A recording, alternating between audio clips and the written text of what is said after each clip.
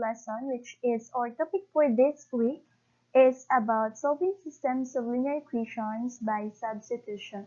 So the objectives of this lesson is you will be able to illustrate a system of linear equations in two variables, solve a system of linear equations in two variables by substitution, and integrate systems of linear equations in two variables in real life.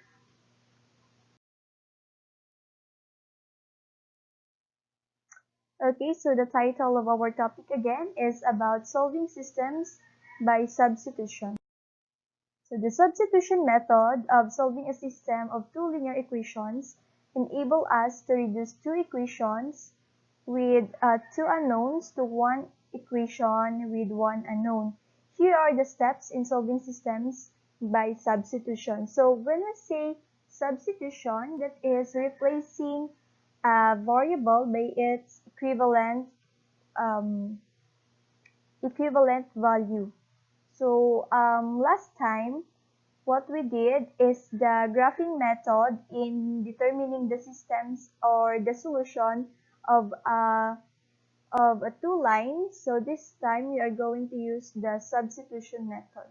So we have here the steps. First is solve for one variable in either equations. Number 2 is substitute for that variable in the other equation, then solve. 3 is substitute the result from step 2 in either equation to solve for the value of the other variable. And step 4 is check the solution in both original equations. Okay, so let's have an example so that you will be able to understand how do we use substitution method. Okay, so we have here example number 1, solve the following by substitution. So our first equation of a line is x minus y equals negative 3, and then we have x plus 4y equals 7. So for the step 1 is solve for one variable. So you can choose either you want to solve for x or you want to solve for y variable. So in this case, so we use the equation number 1. So I use equation number 1 to solve, or I manipulate equation number 1 so that pwede ko siya ma-substitute later on sa atin nga equation number 2. So this is equation number 1 and this is equation number 2.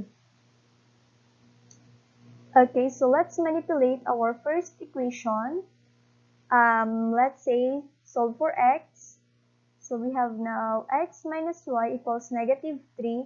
And then, gusto ko lang mabilin sa left side is the variable x. So how can I remove negative y? So that is by adding both sides of the equation. So nag-add ko both sides of the equation y. So nag-plus y, nag-add ko the y. So negative y plus y, that is 0. So we have now negative 3 plus y, or by rearranging, that is still the same with y equals negative 3. So we have now the value of x, which is x equals y minus 3. Next. So step 2 is substitute y minus 3 for x in the second equation. Di ba mayroon na kita value ka x, which is x equals y minus 3. Okay, then our second equation is x plus 4y equals 7. So siya ni aton yung second equation. Ang kagina to sa aton yung given. Siya ni ang second equation. Okay, so since we have here a variable x, which is ang x is equal to y minus 3, so let's substitute the value of x, which is y minus 3, sa aton yung second equation. So variable x, talibalaong. So ato nga variable x, atong second equation, pwede ta sa masubstitutan sang y minus 3. So din halin si y minus 3, amon siyang halin sa aton yung first equation kagina sa atong step 1, atong gin-manipulate ta nga nag-x equals minus y minus 3. So we have now y minus 3 plus 4y equals 7. So you just copy 4y and 7. And then, let's manipulate, combine like terms, y plus 4y, that is 5y, and then negative 3 equals 7. So, pwede pa makombine si negative 3 and 7. So, paano ko ni ma-remove si negative 3? That is by adding both sides of the equation by 3. So, nag-add kita both sides by 3 and then simplifying, we have 5y. Negative 3 plus 3 that is 0 equals 7 plus 3 that is 10. So, we have now 5y equals 10. And then, dapat ang mabilin niya variable since we are solving for the value of y. So, di ba kanina, we have here the value of x, and then we are now looking for the value of y. Okay, so we have 5y equals 10. Then, how can we eliminate 5 here? Sa ato niya 5y. Okay, so that is dividing both sides of the equation by 5 para ma-remove si 5. So, 5y divided by 5, this becomes 1. 1 times y, that is y. And then 10 divided by 5, that is 2. So, therefore, the value of our y is 2. So, mayroon na kita nga exact value ka y, which is positive 2. Next. Okay, so for the step 3 is substitute 2 for y in any of the equations. In this case, substitute it in the first equation to solve for x. So, kagina, meron kita value ka x, which is hindi pa to siya exact because meron pa to variable nga y. Diba kagina to, that is x equals y minus 3. So, hindi pa siya exact nga number ang aton niya value sang x. So, paano ta na siya mahimo? That is by substituting 2 in the y variable.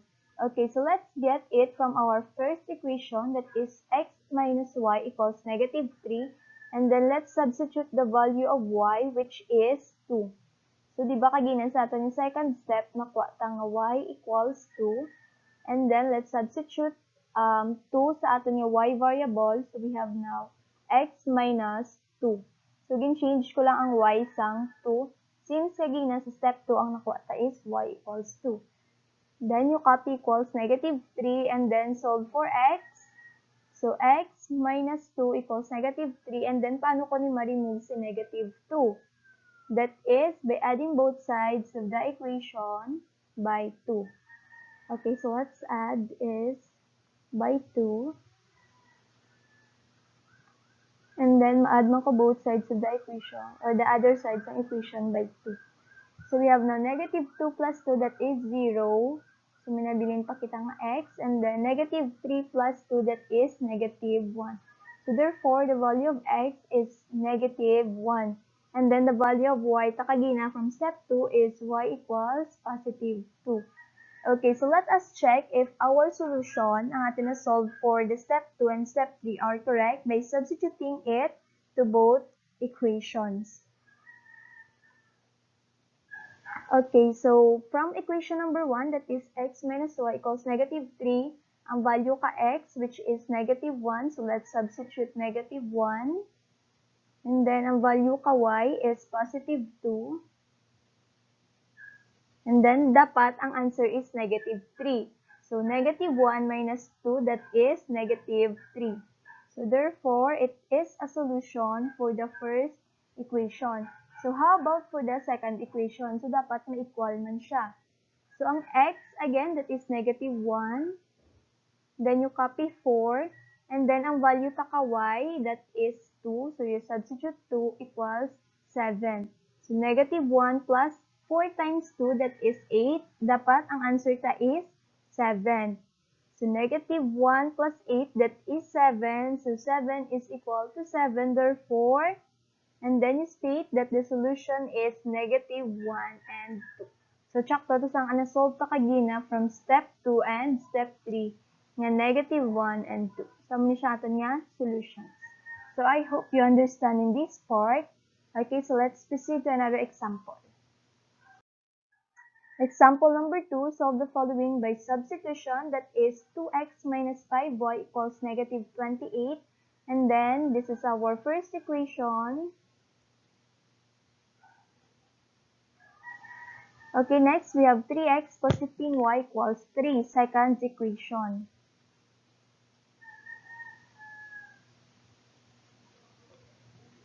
Okay, solution is step 1, solve for one variable for x in the first equation.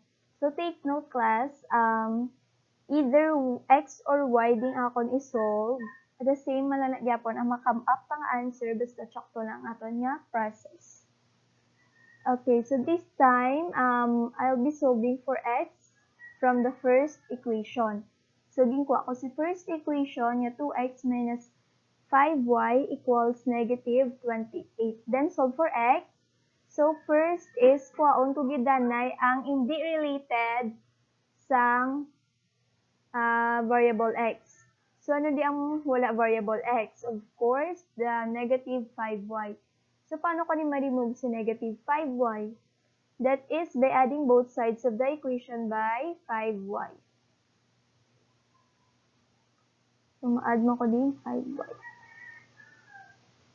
Okay, so we have now 2x minus 5y plus 5y. So this is becomes 0. Ang nabili na lang is 2x. Equals, then negative 28 plus 5y. By rearranging, the same also man siya sang 5y minus 28. And then, since may pa kita variable here, may pa kita din coefficient niya 2. So, paano tayo ma-remove si positive 2? That is, dividing both sides of the equation by 2. So, nag-divide ko di 2, ma-divide man ko diri sa pihak 2. So, 2x divided by 2, that is x. So, ang nabili na lang is x. And then, we have here 5y minus 28 divided by 2. Okay, so we have now our x, the equation for x, which is 5y minus 28 over 2. So, we can use this as our equation number 3. Third equation.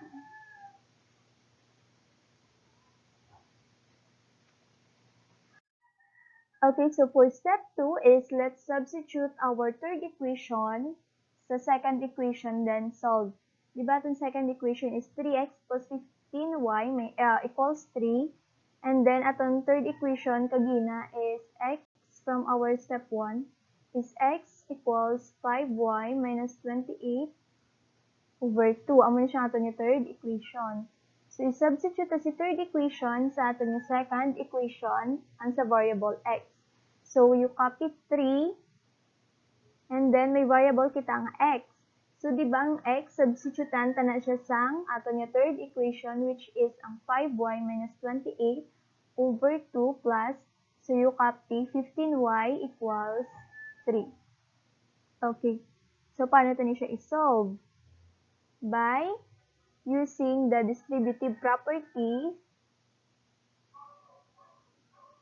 So, ang 3, i-multiply ta siya sa numerator ha, hindi sa denominator because 3 is our numerator here. Ang iyang denominator is 1. Okay. So, 3 times 5y, that is 15y. And then, 3 times negative 28, that is negative 84. So, we are using here the distributive property. So, ang 3 ginadistribute sang variable inside the parentheses or sang terms inside the parentheses. And then, 1 times 2, that is 2. Plus, you copy 15y. So, nga wala ko gin-multiply si 3 sa 15y. So, take note, ang susulod lang parentheses. So, wala na dala si 15y sa susulod parentheses. That's why wala kita diri nag-multiply sa iya. So, you just copy 15y equals 3. Then, solve for y. So, paano tayo ma-remove ang aton nga denominator? Kaya kasabad mag-solve kung naka-fraction form. So, para ma-remove si 2, we multiply both sides of the equation by 2. So, pwede na niya ma-divide. So, this becomes 1. And then, ang 2, take note ha, tanan ginbutan ko sa parentheses. So, 2 times 15y, that is 13y. And then, 2 times 3, that is 6. So, that's why we have here 15y minus 84. Susunod niya sa parentheses kagina sa first given. So, we have here 15y minus 84 plus 30y equals 6.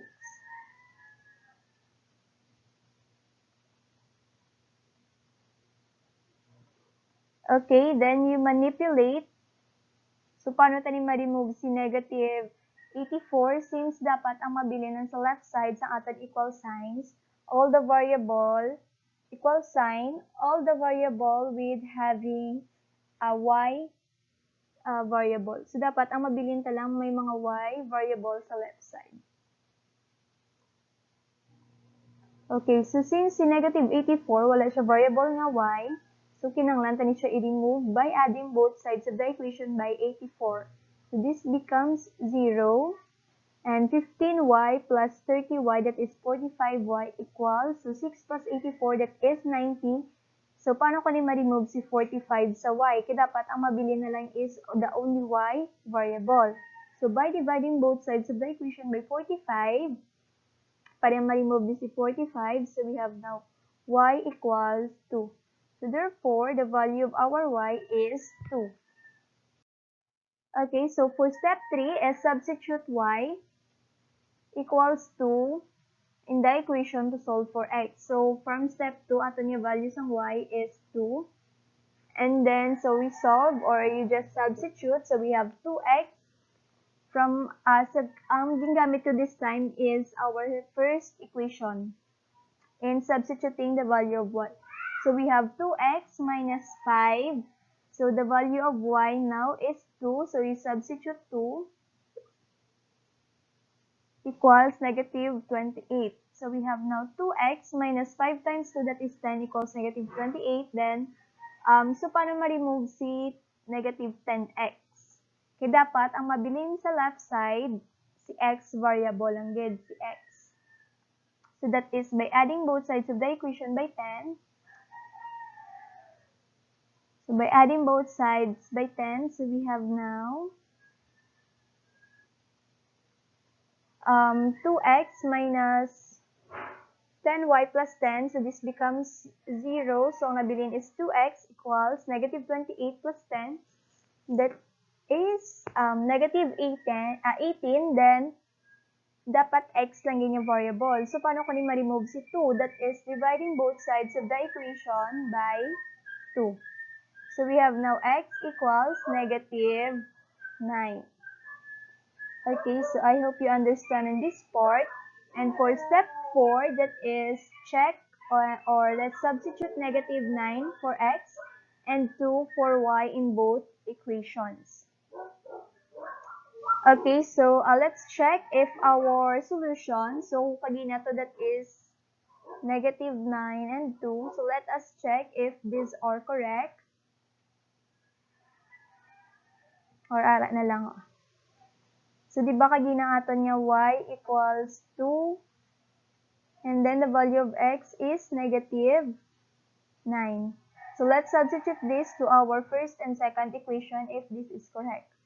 Okay, so 2x minus 5y equals negative 28. Then substitute the value of x, which is negative 9. So we have 2 times negative 9 minus 5. Then the value of y is 2. So we have now times 2 equals negative 28. So dapat ang answer ta is negative 28. So negative 18 minus 10, that is must be equal to negative 28. And negative 28 is equal to negative 28. That is correct. Now let's proceed to our second equation, that is 3x plus 15y equals 3. And then you substitute the value of x, which is negative 9. And then you substitute the value of y, which is positive 2. So we have now, dapat ang answer ta is 3. So we have 27, negative 27 plus 30 equals 3, and that is negative 27 plus 30 is equal to 3. So 3 is equal to 3. So therefore, the solution negative 9 and 2 satisfy both equations. So, amo ni siya ang aton nga solution sa duwa ka line. So, magambal kita gani solutions. These are the point, these are the solutions, or this is the point that where our graph intersects. So, dira nagtabuay ang aton nga duwa ka line sa amo na nga point. Okay, so any questions? If you have questions, kindly message me to our group chat and kindly submit your week 10 this Friday and on Monday, week 11, together with your week 10 on Monday. Okay, so thank you for listening. Keep safe, everyone. Thank you.